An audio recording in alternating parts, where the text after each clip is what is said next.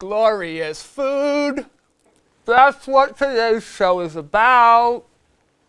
And I have a hunch that this is a subject that we can all connect with. In fact, I might call it a Lens lunch hunch, to which I will munch my way through the show, discussing what we need for nourishment, both physical and spiritual. Join our digital feast, but first, roll those beautiful theme song music. It'll still work.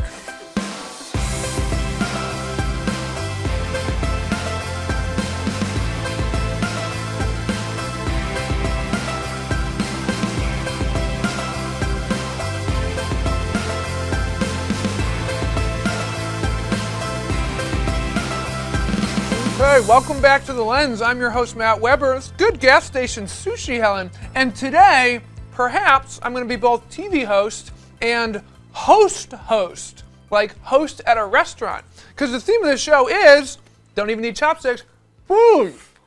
And I'm your host, and I suppose if I'm the host, we should probably have a waitress. So between Helen and Charles, I don't know, randomly I'll just say, Helen, why don't you be the waitress? Why a waitress and not a waiter? Hey, that's ice cream. Nice. It's called deflecting, not answering the question. Waitress, go ahead. Do you want to be the waitress? Oh yeah. No, I guess that's what I'm going to be doing. And I'll be the host. What do you You want? be the waitress. Yeah. Hi. I don't know. What would Is there you something like? is there something in the prompter? Would you like something? Oh, you're the waitress. Okay. Yes, sure. One awesome co-host with a side of sunny side up eggs and some angel hair spaghetti. And a great bowl of rainbow Skittles. I can get you the rainbow Skittles, but we're out of everything else. Out of everything else. Yeah. Very good. Well, that's great to hear. Yeah. I'm glad that you are such a responsive, great waitress. I can get you something to drink, though. You can get me something to drink? Yeah. Do you want to talk to our sommelier? Wait, there's a studio sommelier? Mm-hmm. Who might that be?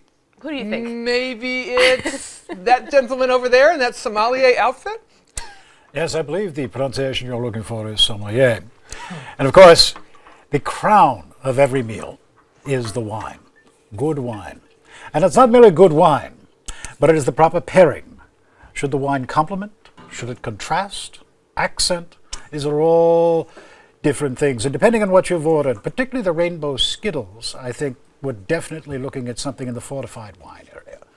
I think the unusual flavor of a Thunderbird or a Ripple would be the perfect complement for this. The dominant notes of hair tonic and nail polish remover are the ideal complement to some of the tart, sweet accents that you will find.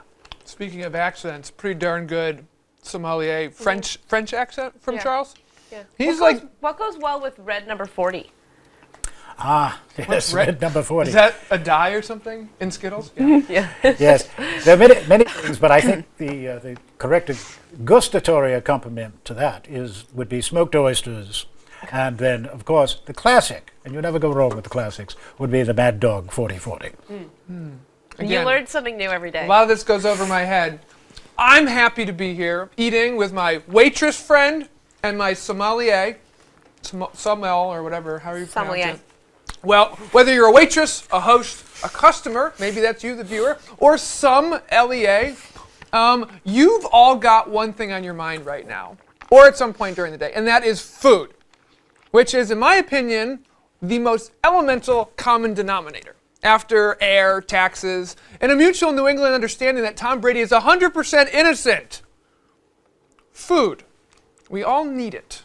We want it, we crave it, and there are about 100 different combinations in which you can both execute an egg and incorporate an avocado, including put it in sushi. Look at the number of pastas and sauces on the shelves, the varieties of sugary drinks, hummuses, bottled waters from Fiji to Iceland.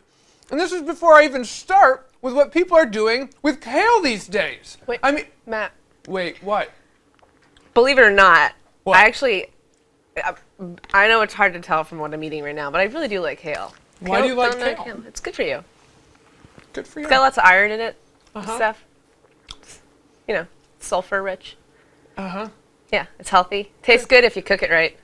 Okay. It's good, so don't knock it. I'm not knocking kale. It sounded a little bit like you were like criticizing people for eating too much kale. It's like I'm a not. little bit. I'm not. You inferred that incorrectly. So food can also be controversial. Very controversial. Charles, anything that you'd like to add in terms of that?